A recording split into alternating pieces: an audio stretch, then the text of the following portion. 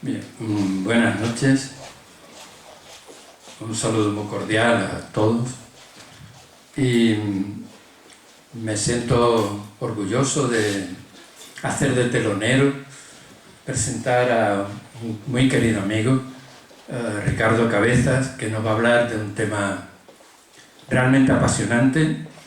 Éramos los dos muy jóvenes cuando allí en Salamanca, en la Universidad Pontificia, de labios de un profesor sapientísimo que murió muy joven, oímos hablar por vez primera de Qumran. Después, sin duda, Ricardo ha seguido profundizando en este apasionante asunto que lleva más de medio siglo estudiándose y aún está sin cerrar. E incluso más bien abre nuevas interrogantes y nuevas posibilidades de interpretación, de hermenéutica para los textos bíblicos, tanto pétero como neotestamentarios, como él nos dirá. Así que el tema es realmente muy atractivo, tiene además alguna connotación española, algunos de los más provocativos, por lo menos, escrituristas, estudiosos de Qumran, son españoles, en concreto un jesuita que luego él sin duda va a citar, O'Callaghan, un jesuita catalán.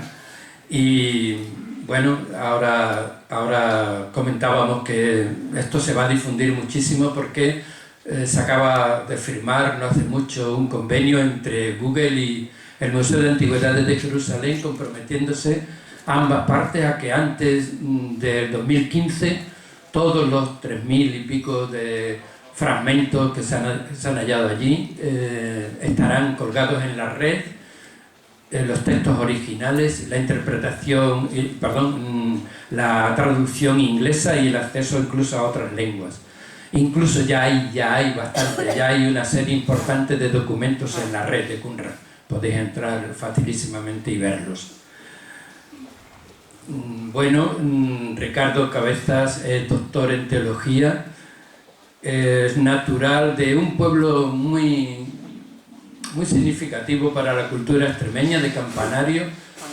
Nosotros los bibliófilos le tenemos un especial cariño. Allí vieron la luz gente muy importante como Faustino Arévalo, que fue un jesuita también expulsado y un gran bibliófilo y un himnógrafo pontificio muy importante. Allí nació, por supuesto, todos lo sabemos, Bartolomé José Gallardo, el padre, el patrono de la UBEX, Fray Sebastián, el archivero durante tantos años, bibliotecario de Guadalupe. Allí tenía ciertas raíces, importantes raíces familiares también el Marqués de la Encomienda, otro de los bibliófilos, y allí hay el más dinámico grupo de bibliófilos de Extremadura, sin discusión. Allí está también Valeria, una asociación cultural que ha sacado una cantidad enorme de estudios, de trabajos sobre la región, etc. Así que viene de muy importantes raíces. Ricardo es profesor ya emérito de la Escuela Teológica de aquí de Badajoz. Ha publicado menos de lo que sabe, podría haber escrito bastante más, pero algunos de sus trabajos éditos sí quiero recordarlos aquí. Su tesis doctoral sobre Freud, el teólogo negativo, en cuya publicación algo tuve yo que ver. Tiene publicada también en el boletín de la Real Academia de Extremadura un estudio sobre el Liber Quatuor Sententiarum de Pedro Lombardo, que es un clásico en la historia de la filosofía medieval. En una revista que publican en Don Benito por arte y magia, en buena parte de una hermana suya, ya publicó también un trabajo importante sobre Qumran. En fin, tiene bastantes publicaciones que son fáciles de rastrear. Pero a mí lo que me interesa resaltar de Ricardo, además de sus conocimientos, es su talante, su bondad.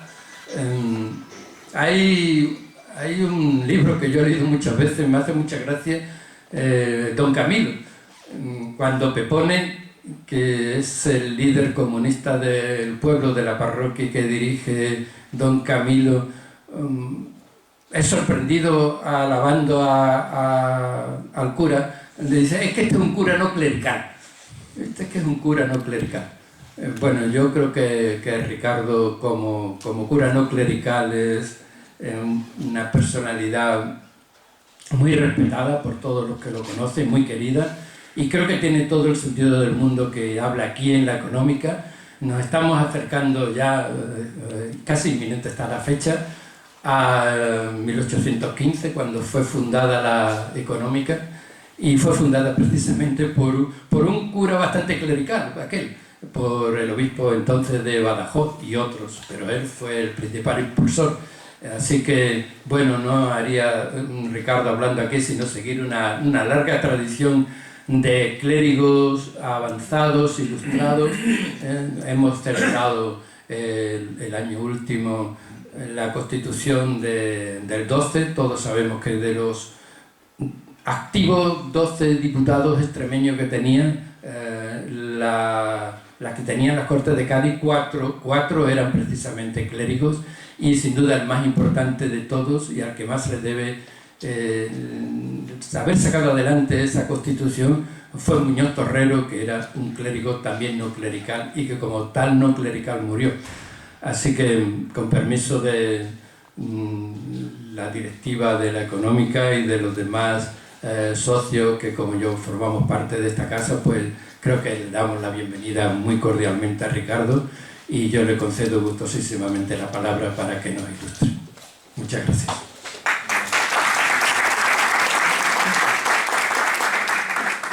Bueno, para empezar no tengo más remedio que dar las gracias a un compañero del alma, compañero no durante años, sino durante decenios, como es Manolo para mí. Y él sabe perfectamente todo lo que significa en mi vida. Pero no quiero decir nada más que eso. Él es alguien muy importante en mi vida. Gracias, Manolo. Pues buenas noches. Quería comenzar dándole las gracias por haberme permitido compartir con ustedes durante unos minutos pues uno de los descubrimientos paleobibliográficos más importantes de toda la historia, si no es el más importante. Es un descubrimiento que aconteció en una zona muy complicada en aquellos momentos y desgraciadamente hoy también. Es una zona árida, reseca, desértica, casi un desierto.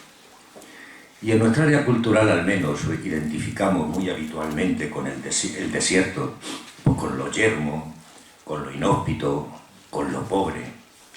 Pero también hay un dato curioso, todo en el cine y en la literatura, que el desierto también tiene algo de mágico, tiene algo atrayente, como un territorio en el que suceden siempre cosas extrañas, donde es posible encontrar tesoros inimaginables, y hay muchas películas de ciencia ficción y cosas por el estilo, ¿no?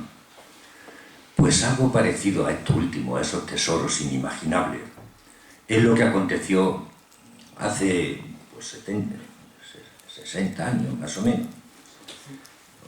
en el año 65. Pues contar la historia no resulta nada fácil, porque como todas las grandes descubrimientos están llenas de leyendas.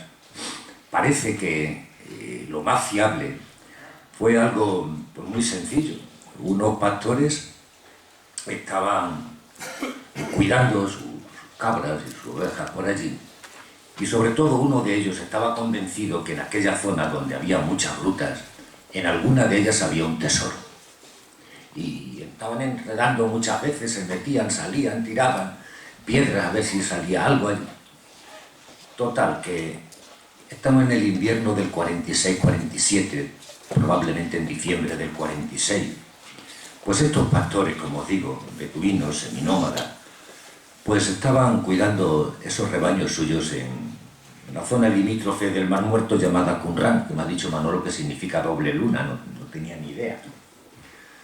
Pues uno de esos pastores se llamaba Juma Mahoma Jalil, lo he cogido de no sé dónde, de algún libro, no me pregunten nada, pero no tengo ni idea. Era muy aficionado a explorar cuevas, porque como os digo, él creía que iba a encontrar algo. Y ciertamente encontró un tesoro. Lo que pasa es que un tesoro bastante distinto a lo que él imaginaba. Un día, este pastor se fijó en una cueva concreta, tiró una piedra adentro y oyó un ruido de vasijas de barro que se rompían. Lo que pensó primero, que había encontrado un tesoro, pero un tesoro de oro y cosas de esas, o joyas. Y creo que en aquel ruido provocado ciertamente por una vasija rota, había aparecido un tesoro escondido que había comenzado a hablar después de 20 siglos de silencio.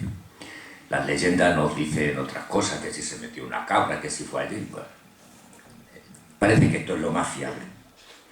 Bueno, pero se había hecho de noche, los 3 pastores se volvieron a sus casas, hablaron entre sí, se pusieron de acuerdo para volver al día siguiente a explorar la cueva ya con luz del sol.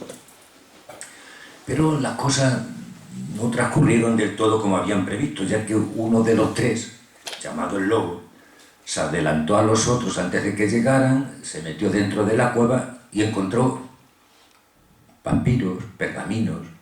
Cuando llegaron los otros, le dijeron, bueno, ¿dónde está el tesoro? Dice, no, aquí había nada más que esto. No se lo creyeron, creyeron que se había quedado con el oro y que a ellos lo que les daban era una cosa sin valor. Bueno, se enfadaron como es natural y lo que sucedió pues es que lo llevaron a diversos anticuarios. Uno no hizo caso, les llevaba a otro y les dio $100 por todo lo que llevaban y se fueron con sus $100 del año 40 y tanto, era una cantidad bastante aceptable.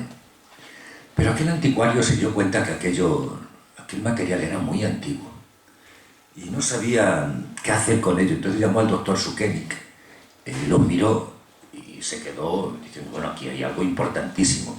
Llamó a gente de la Escuela Bíblica de Jerusalén, a los dominicos, y lo que se encontraron de pronto es que había allí unos textos antiquísimos, no sabían todavía de cuánto de antiguo, que parecía que uno muy grande y muy completo era de Isaías, y dijeron, bueno, hay que estudiarlo. Esta es la historia. Pues y nadie antes sabía nada de esto. Hombre, pues sí y no. Sí hay datos. Fijaos, en Orígenes, en el siglo III, ya nos dice Eusebio de Cesarea que cuando hace la Sexapla, una obra que se ha perdido casi por completo, pero una obra absolutamente colosal de la Biblia en distintas columnas, pues dice Eusebio de Cesarea en la Historia Eclesiástica, es del siglo IV, Eusebio de Cesarea murió en el año 339, pues dice así, en las Sexaplas de los Salmos, al menos, después de las 4 ediciones conocidas, no solo puso una 5ª traducción, sino incluso una 6ª y una 7ª.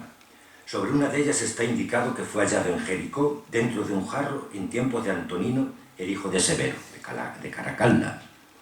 Pero aquello quedó así y nadie más volvió a preocuparse del tema. Por eso digo, sí se sabía algo, pero realmente como si no se supiera.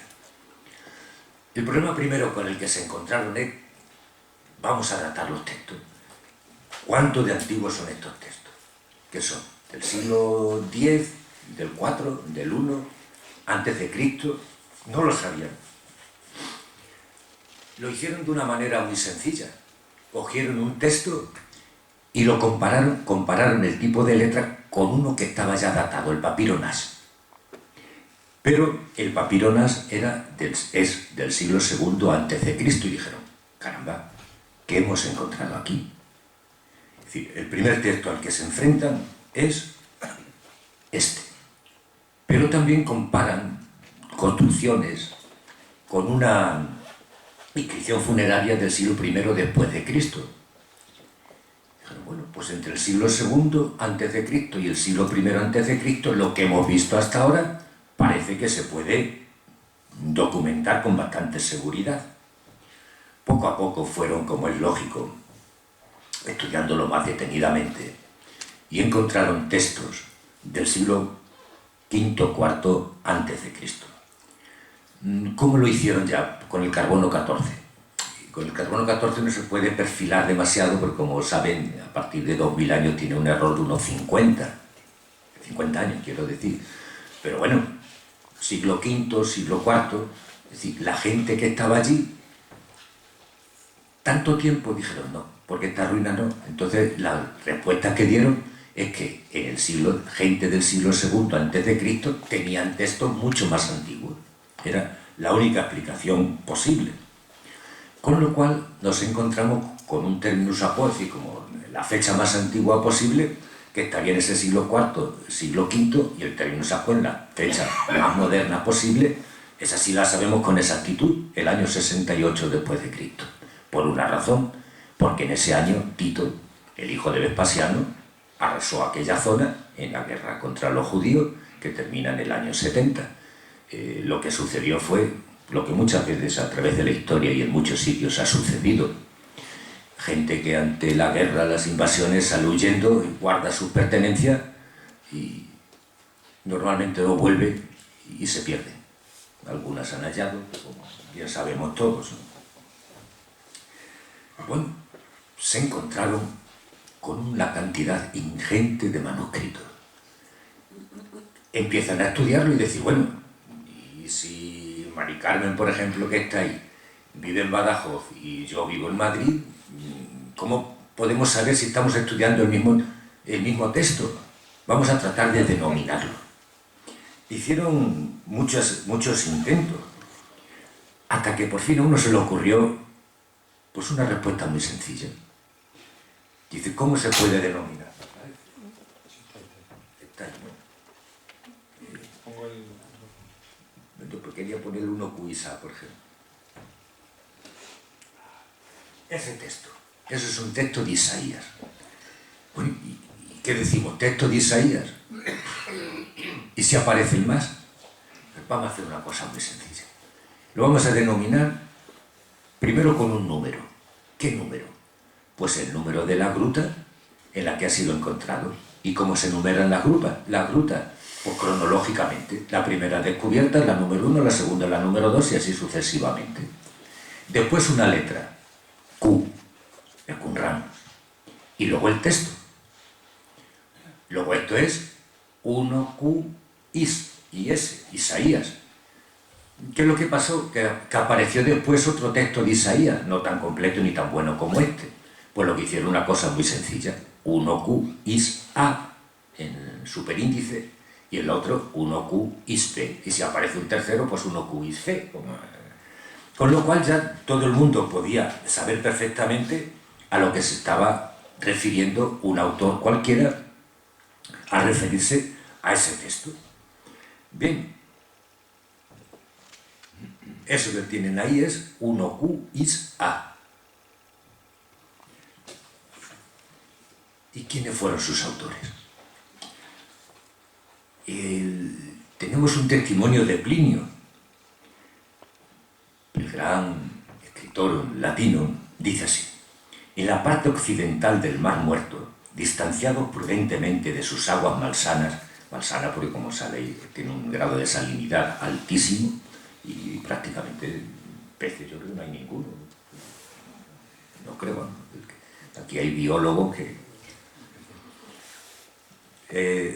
distanciados prudentemente de sus aguas malsanas, viven los esenios, pueblo singular y admirable entre todos los pueblos de la tierra, sin mujeres, sin amor y sin dinero, con la sola compañía de las palmeras. Se renuevan regularmente gracias a la nutrida afluencia de los que se ven empujados hacia allá por el hastío de la vida y los reveses de la fortuna. De esta manera, se perpetúa a través de los siglos este pueblo en el que nadie nace. Tan fecundo ha sido para ellos el tedio y el hastío de los demás. Debajo de los esenios se levanta la ciudad de Engadi, la primera después de Jericó en fertilidad y abundancia de palmera, reducida sin embargo en la actualidad a un montón de ruinas. Después viene la fortaleza de Masada sobre la montaña, no muy alejada tampoco del Mar Muerto. La fortaleza de Masada, como sabéis, es el último enclave que conquistaron los romanos después de que arrasaron todo Israel. Tuvo que ir un cónsul porque no tenían narices de conquistar Masada. Bueno, pues así como en principio se llegó a la identificación de los autores de los escritos de los que nos estamos refiriendo, habitantes a su vez de Qumran. ¿Cuál fue el problema? ¿Por qué digo en principio? Pues porque cuando empiezan las excavaciones aparecen cuerpos de mujeres y de niños. Dijeron, bueno, Plinio dice, sin mujeres, sin amor, sin dinero, ¿cómo se explica esto? Pues la verdad que no resulta fácil y se han dado muchas explicaciones. Quizá la más fiable, o al menos la mayoritariamente aceptada hoy, es esta. Los rollos fueron escritos por un grupo de personas judías dedicadas al estudio de las Sagradas Escrituras, que trataban de hallar en ellas una ley que les sirviera a todo Israel, y de modo particular a su grupo. Ellos tenían la esperanza de que un día lo que para ellos era su modo de interpretar la religiosidad judía fuese común para todo el pueblo, como es natural. El interés principal de estas personas era la observancia del mandato divino, que exigía la santidad de Israel como medio de acceder a esa santidad, al margen del sacerdocio de Jerusalén, con el que tan claramente enfrentados apuestan por rituales de purificación. Bien, solamente existían estos esenios, y ahora voy a la pregunta que he dejado colgada. No, hoy está claramente demostrado que había grupos esenios no tan radicales como los que habitaban en Qumran, que vivían en ciudades. Pero Qumran era como el gran foco de atracción de todas las comunidades esenias. Entonces es fácil que fuesen allí o que fuesen enterrados allí, y por eso se encontrarían cadáveres de mujeres y de niños.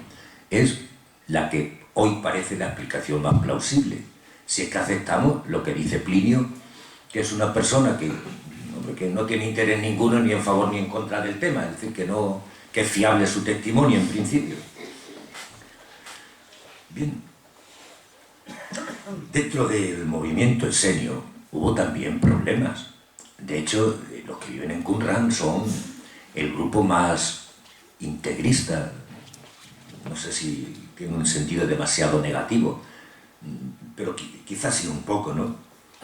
Y que ellos se centran mucho en una cosa que a nosotros nos puede parecer hoy sin importancia, como es el calendario.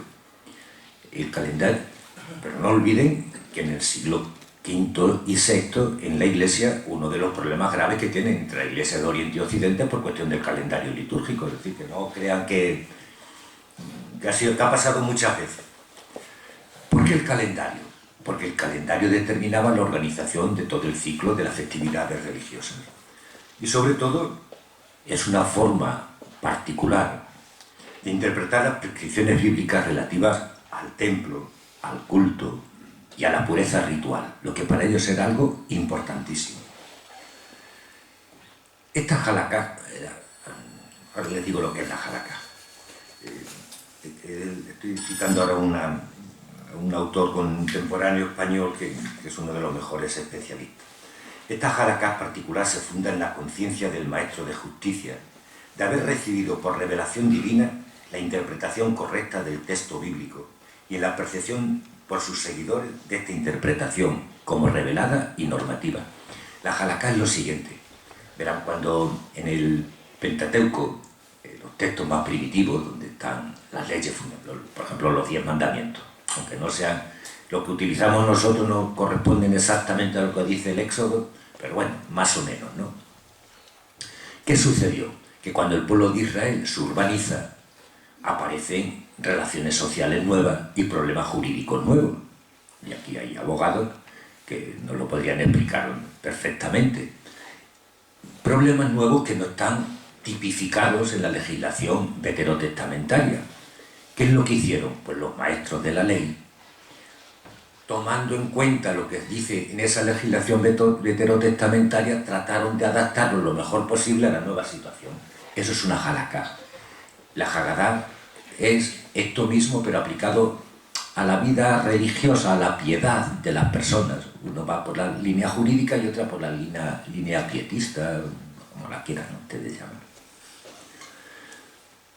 Bien, ¿qué valor tienen estos manuscritos para los estudios bíblicos?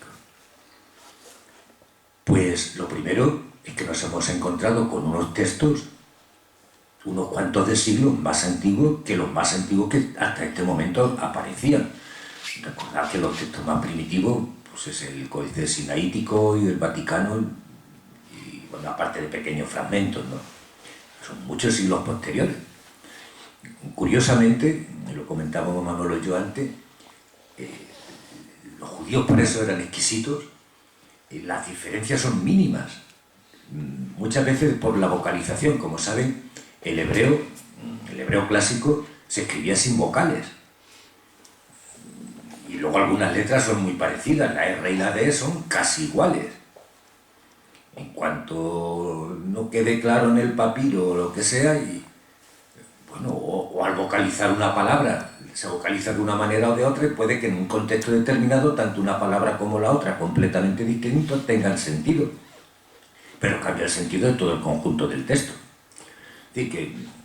Pero básicamente lo pueden ver, por ejemplo, en la Biblia de Jerusalén, en la traducción de Isaías, verán cómo está llena completamente de notas donde pone uno Q Isa dice tal cosa, pequeñas variantes, y te pone la palabra hebrea que ha traducido del texto masorético, el texto de referencia hebreo normal, y el de Qumran. Muchas veces son pequeñísimas diferencias, error del copista o sencillamente que en aquel momento se leía de otra manera, pero son cosas muy pequeñas. Bien, pues lo que nadie se podía imaginar en el año 1946 es que a mediados del siglo XX nos íbamos a encontrar con unos textos que tenían hasta 25 siglos de antigüedad. Era algo absolutamente inimaginable. Algunos escritos muy poco después, entre los hallados, son textos escritos muy poco después del texto original. Por ejemplo, el Cogelet. Hay muy poca diferencia. Bien, pues como digo, hoy ya es patrimonio común de todos los cristianos. Aparecen prácticamente todos los libros del Antiguo Testamento, excepto dos. Y desde ahí, pues todas las Biblias en todos los idiomas pues han tratado de tenerlo presente, no con el papiro como tal, entre otras cosas también porque es mucho más legible la fotografía en infrarrojo que el papiro original. En internet al que se refería Manolo vienen textos tal cual, hechos con una fotografía normal y en infrarrojo, y se leen infinitamente mejor en infrarrojo que en... Aparte que no se puede tocar como es natural, ¿no? Pues se estropearían como no. Bueno, pues vamos ahora a dar un paso más. Qumran, judaísmo y cristianismo. Verán, en el siglo II, sobre todo el final primero y el siglo II, Israel ha desaparecido. Va a tardar cerca de 2000 años en volver a nacer como nación, ¿no? Hasta el año 48. Y, lógicamente, hay muchos grupos en el Israel antes de la destrucción. Hay un grupo, el grupo celote, que se lleva muy bien con los romanos.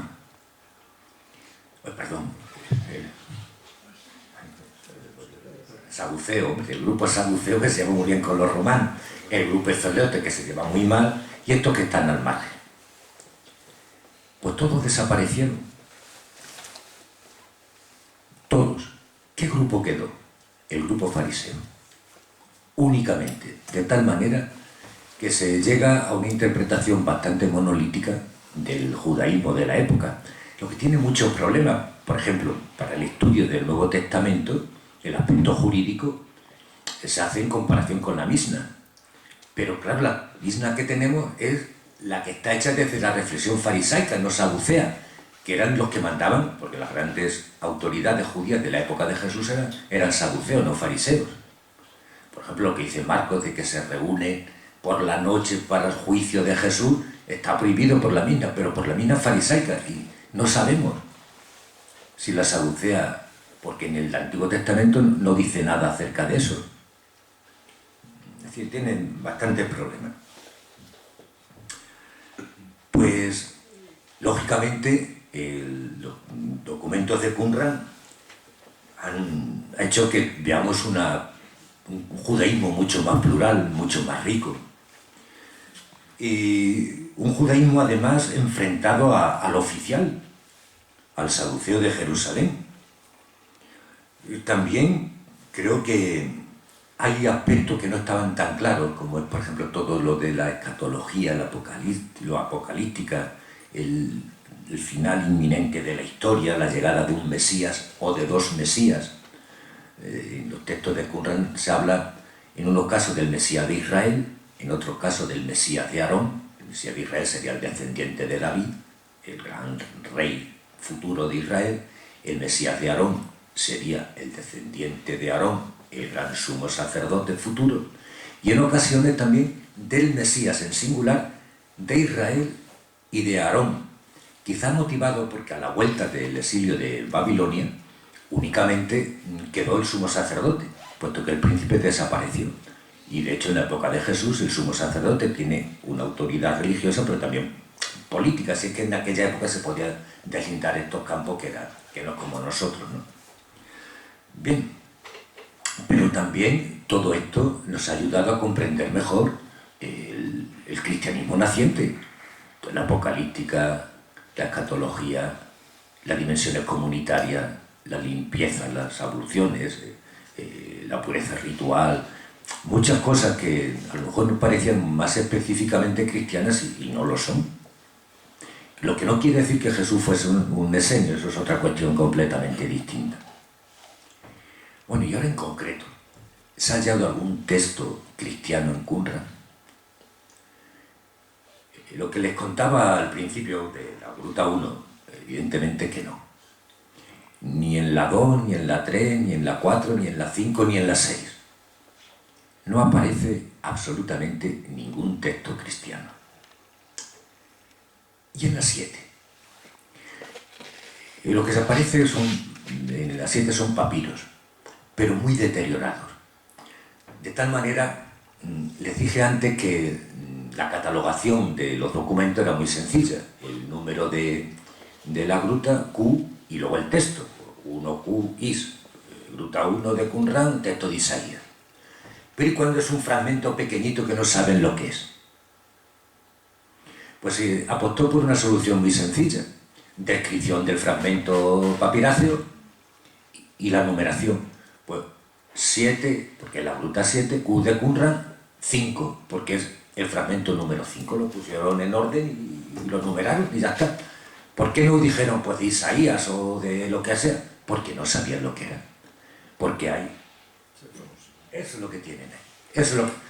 Pero bueno, no crean que es así de grande.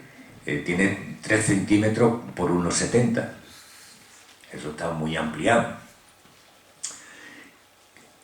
Manolo traía a nuestro recuerdo al padre O'Callaghan.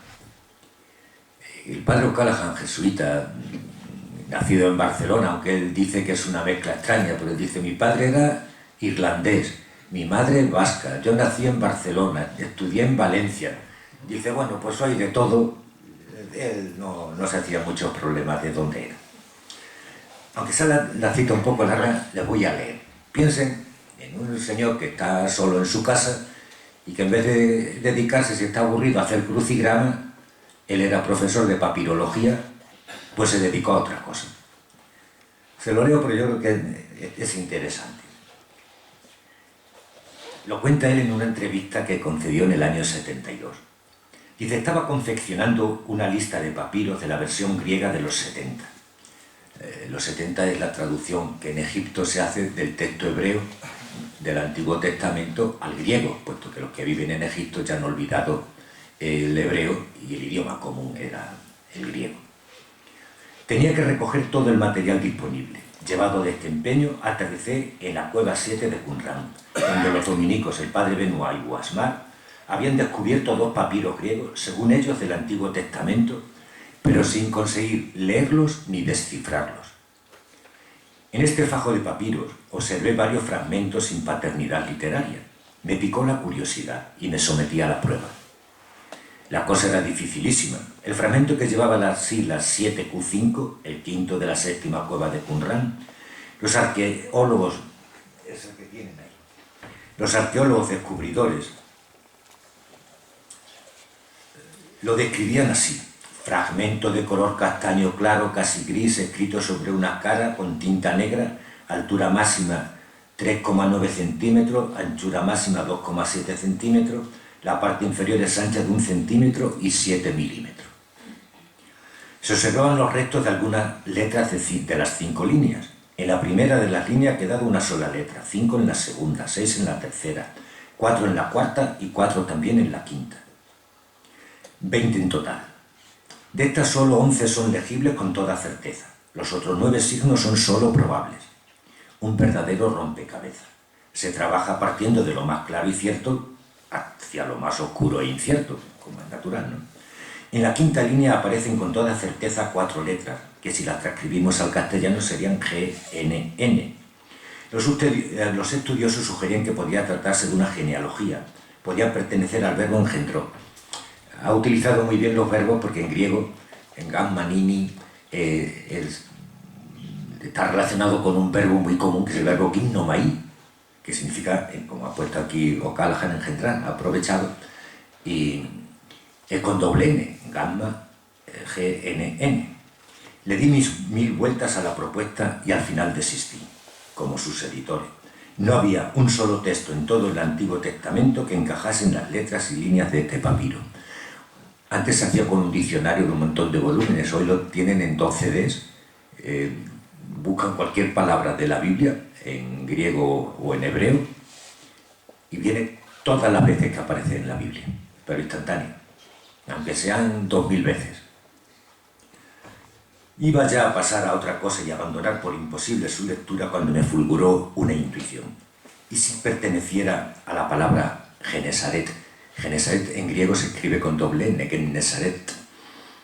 Busqué la palabra en toda la Biblia, solo aparecía en el Nuevo Testamento. Me metí en los Evangelios, llegué a Marcos capítulo 6, versículos 52-53. La coincidencia era total. No puede ser.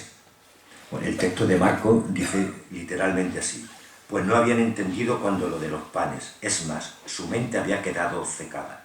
Atravesaron hasta tocar tierra, llegaron a Genesaret y atracaron. No puede ser. Ese no puede ser es el martillazo que ha herido mis oídos durante 20 años. Hoy finalmente son muchos los científicos que responden: pues puede ser, porque es un hecho, y ante los hechos para nada valen los argumentos. El fragmento, por el tipo de papiro y sobre todo de escritura, de la forma de las letras, era anterior al año 50. Y en absoluto no podía ser posterior al 68, año de la guerra con los romanos, en el que la cueva 7 de Qumran fue cerrada hasta 1960, en que se volvió a abrir. Es decir, no hace falta decirle, no se lo dije antes, que no todas las 11 cuevas se descubrieron a la vez. Fueron a través de los años. Yo creo que la última fue en el año 72, si no recuerdo mal. En la cueva 7 ciertamente hubo cristianos. No todos los que vivían en los alrededores de Qumran eran de la secta de los esenios. Pero este texto además tenía un valor añadido. Es un fragmento redaccional. A ver si me explico. Verán, imagínense un texto cualquiera del Evangelio donde nos narra pues, un milagro de Jesús y después una parábola. Podemos decir, bueno, pues Marco lo ha cogido de un libro de milagros y de un libro de parábolas.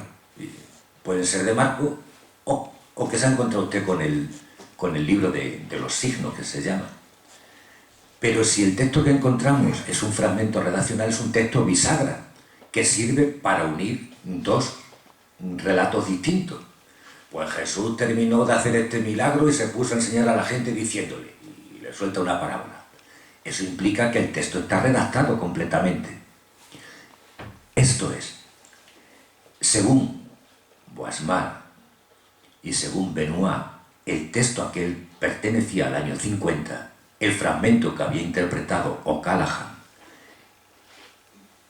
es un texto redaccional, con lo cual, decía O'Callaghan, el Evangelio de Marcos en el año 50 estaba completamente redactado. Para colmo, sigue diciendo O'Callaghan, no le he leído la entrevista completa, como en sería muy largo, que en el ánfora aquella ponía Rom, es decir, Roma, y la tradición de Cepapías en el siglo II es que el Evangelio de Marcos fue escrito en Roma. Claro, imagínense lo que eso significa. significa que de pronto tenemos un evangelio escrito a los 15 o 20 años de la muerte de Jesús. Le dijeron que eran cosas de un españolito, que no. Él había sido antes muy valorado porque hizo lecturas muy importantes de textos de Jenofonte, de Hesíodo, de la literatura griega. Pero toda la escuela alemana dijeron que imposible completamente, que eso no puede ser. Pero claro, la lectura de O'Callaghan poco a poco se descubrió que era totalmente inatacable. Lo comentábamos antes, la posibilidad de error es hecha por el catedrático de Barcelona, ¿no? Dice, la posibilidad de error es de 1 contra 36.000 billones, no millones, billones. Claro, la combinación de 20 letras, lo que ustedes saben, mucho más que yo de cosas de estas de matemáticas. Es decir, era inatacable. Esa lectura era correctísima. Entonces dijeron, bueno, pero es del año 50. Dice, claro, decían los que lo habían datado. El pequeño papiro no tenía importancia ninguna. ¿Por qué? Porque daban por supuesto que nadie lo iba a entender, iba a interpretar, iba a saber lo que ponía allí. 20 letras en 5 líneas. ¿Quién puede pensar que va a venir algún chalao que diga, no, aquí lo que pone es tal cosa? No sé cómo vamos, ya termino. Pues empezar a decir, hombre, sí, este tipo de letra es verdad que es del año 50, pero dura 7 u 8 años más, con lo cual nos iríamos casi al año 60. Bueno, hay autores que han apostado por esto, diciendo la datación cronológica de Marcos sería hacia el año 60, y otros lo que han hecho es un análisis de crítica interna del Evangelio, sacando argumentos de crítica interna que parecen inducir a que sí es más que posible que sea de finales de los 40. Por ejemplo, por poner un ejemplo nada más, es el único texto, el único evangelio en el que aparecen juntos los herodianos y los fariseos, los cuales estuvieron solamente juntos en los años 40. Pues ustedes saquen la conclusión que les resulte más adecuada. Bueno, yo quiero poner 2 pequeños apéndices. Uno es que, ¿dónde están? Bueno, los grandes textos están en Jerusalén. Se hizo un museo especial particularmente para ello. Cuando esto ya se pone a la venta, ha habido la primera guerra árabe-israelí, y si pagaron $100 por aquellos textos, los sacan a subasta en Nueva York, pero con una condición: no lo puede comprar ningún judío, y menos el Estado de Israel. Como pueden imaginar, los compró el Estado de Israel a través de una persona interpuesta, pagando $250.000 de hace 60 años. Y si le hubiesen pedido 1 millón, ese texto iba a Jerusalén por lo alto el pelo. Hay también en Estados Unidos, en Inglaterra, algo en el Vaticano, pero los grandes textos están en Jerusalén. Hay un dato, no sé si merece la pena, me parece una bobada, es del Código Da Vinci. Muchos de ustedes lo han leído. La verdad que podría decir, bueno, esto es una novela y no tiene mayor importancia, pero es que en la introducción dice lo siguiente, Dan Brown: todas las descripciones de obras de arte, edificios, documentos y rituales secretos que aparecen en esta novela son veraces. Hombre, pues la verdad que luego lo que dice no es muy veraz. Dice, por ejemplo, algunos de los evangelios que Constantino pretendió erradicar se salvaron.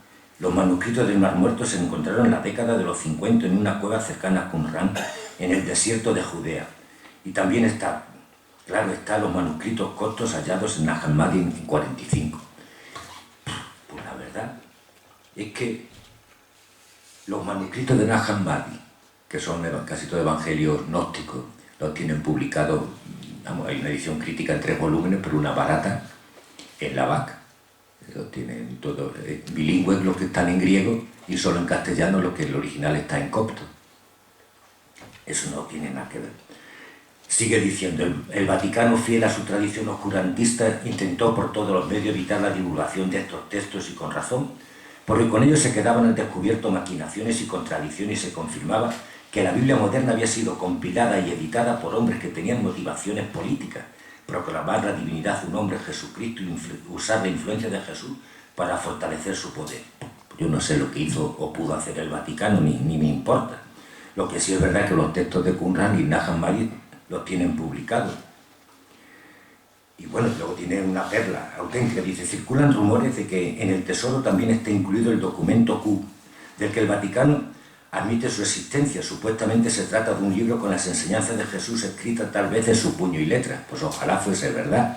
El documento Q nunca ha estado oculto, porque está en todas las Biblias. Son los textos comunes de Mateo y Lucas que no están en Marcos. Es decir, que lo que hoy se hace es estudios críticos sacando esos textos comunes a Mateo y Lucas que no están en Marcos y ya está.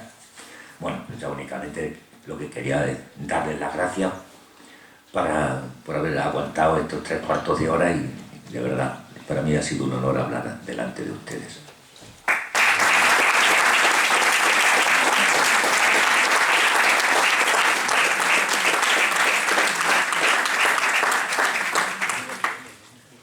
Yo creo que podríamos abrir un ratito al menos de diálogo, ya que Ricardo ha tenido como siempre la virtud de la concisión y nos ha dejado bastante tiempo. Podemos estar un ratito, así que... claro.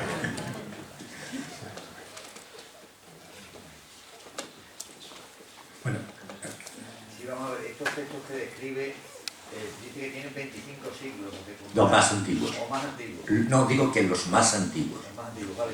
Estaban en una cueva y tal. Y entonces yo, una curiosidad que me gustaría saber, ¿cómo se pudieron conservar durante tanto tiempo en la cueva por las condiciones de humedad? ¿Están protegidos? En fin, que me gustaría que me... Pues lo ¿cómo han mismo. llegado hasta hoy más o menos con la letra, lógicamente? Algunos de una manera bastante sencilla, porque estaban en una ánfora herméticamente sellada, y entonces eso teóricamente no tiene... Es el que salió al principio, digo, por poner un ejemplo. El Unuku-Isa estaba en la ánfora cerrada y entonces no...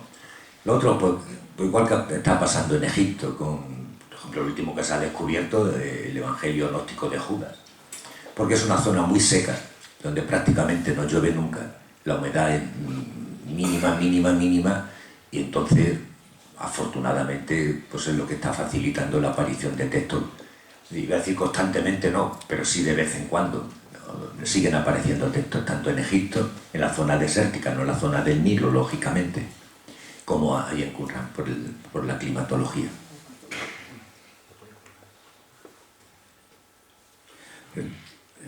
Me gustaría pedirle a Ricardo que nos hablase de algunos textos. Por cierto, hay incluso un cobre, que por ahí pueden pasarlo.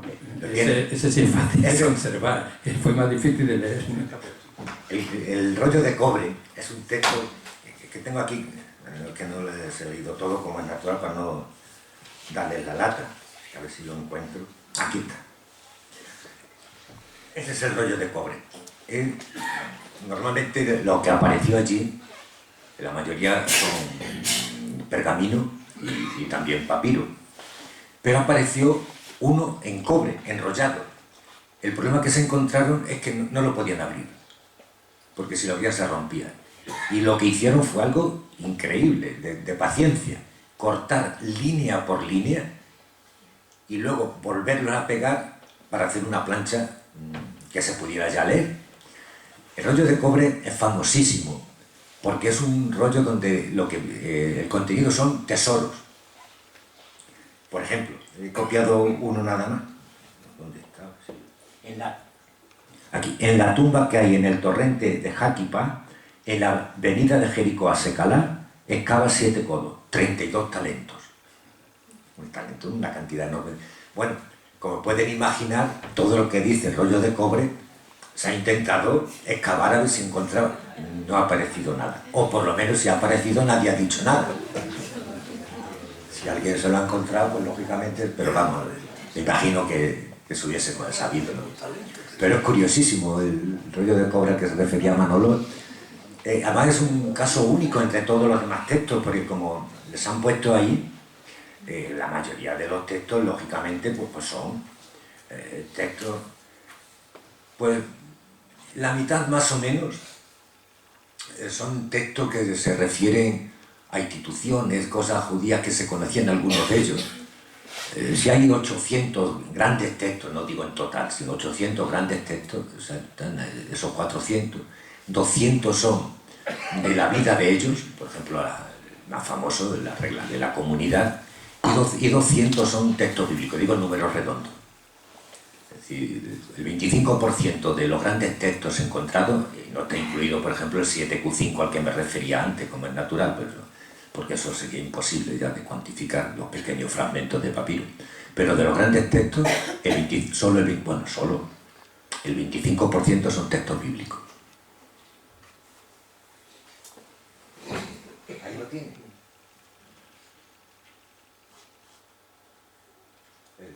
La comunidad que decía, es 1QS, regla SEDEC de la comunidad en 1Q. 1QS, no sé si lo ven. Sí, lo que yo le quería pedir a Ricardo es si nos podía hacer una valoración de los textos no bíblicos, fundamentalmente de los estatutos y reglamentos de la comunidad esenia, qué parecido tienen con las comunidades primeras cristianas, porque parece que sí hay una profunda similitud. Hay el cristianismo naciente enseguida se hace muy plural por una razón muy sencilla, porque se expande muy rápido. Va enseguida a Damasco, Antioquía y Éfeso. Claro, ¿qué pasa con esto? Pues que empiezan también a crearse problemas. Mientras más se va metiendo en el área helenista, el mismo Pablo, si leen ustedes la carta a los Gálatas, está enfadado, pero vamos, insensato Gálata que nos ha absorbido el seso. ¿Por qué? Pues porque, luego aterrizo en lo que me ha preguntado Manuel, porque el grupo de Jerusalén, lo dice los Hechos de los Apóstoles, dice que son celotai tunomu, son celosos cumplidores y partidarios de la ley. Eran cristianos pero enormemente influidos por el judaísmo. Desaparece en el año 70, pues bueno, pues porque lógicamente desaparece Israel.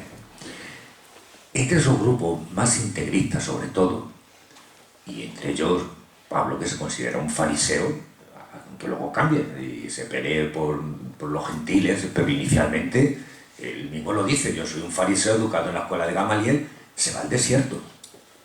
Solo él, pues será por supuesto que no fue una cosa tan particular de Pablo, sino que probablemente cristianos de aquella época, estamos hablando de los años 30 y tantos, 40, la conversión de Pablo se pone hacia el año 35-36 más o menos, en esos 5 años o 15 años, pues probablemente más personas se fueron.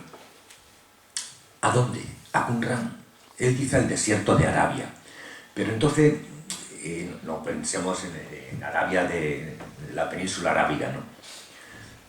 Parece que indica más al sur, pero era una denominación muy amplia. ¿Se puede descartar totalmente? Pues yo creo que no, por una razón. Por la influencia que les decía antes de toda la escatología, la apocalíptica, las abluciones, la vida en comunidad, la regulación de la vida comunitaria, que aparece aquí en lo que estaba impuesto, en la regla de la comunidad. Influyó en el cristianismo, por lo menos en el cristianismo de Judea. Yo creo que es fácil que hubiera, una interacción. Tampoco se puede llevar demasiado al límite la cosa, porque la ruptura se produjo no demasiado tarde. Hay tensiones desde el principio. Pero bueno, como Qumran está peleado con el sumo sacerdocio del templo de Jerusalén, pues era más fácil la relación con Qumran que con Jerusalén. Es decir, pero siempre queda, pueden leer en bastantes libros donde se trata el tema, siempre queda muy abierto. No hay datos suficientes ni para aceptarlo con toda claridad, no relaciones esporádicas, sino relaciones más o menos serias, ni para aceptarlo ni para descartarlo, porque no tenemos datos. Ni en la literatura qumránica, ni en la literatura cristiana tampoco. Dense cuenta que textos cristianos fuera de los bíblicos del siglo I solamente tenemos dos: la Didache y la Carta de Clemente, pero ya al final, en el año 95-96. La Didache es más difícil pero el último tercio del siglo I, que podía valer, pero la Didache más un texto misionero, y entonces ya no tiene tan en cuenta la situación de Israel. Y la Carta de Clemente es un conflicto que hay en Corinto, que el obispo de Roma escribe. Es decir, que eso ya... Claro, si no tenemos textos fuera de los bíblicos, y cuando están escritos, excepto Marcos, y me refiero de los evangelios, que había que dejarlo siempre en suspenso con la datación de O'Callaghan, cuando están escritos los otros evangelios de Israel no existe, porque tanto Mateo como Lucas son de la década de los 80 y Juan de finales del siglo I, el año 100 o 95, 105, no sé, más o menos. Y resulta muy aventurado dar una respuesta con seguridad.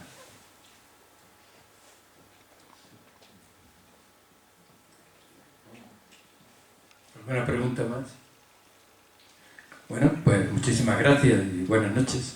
Buenas noches.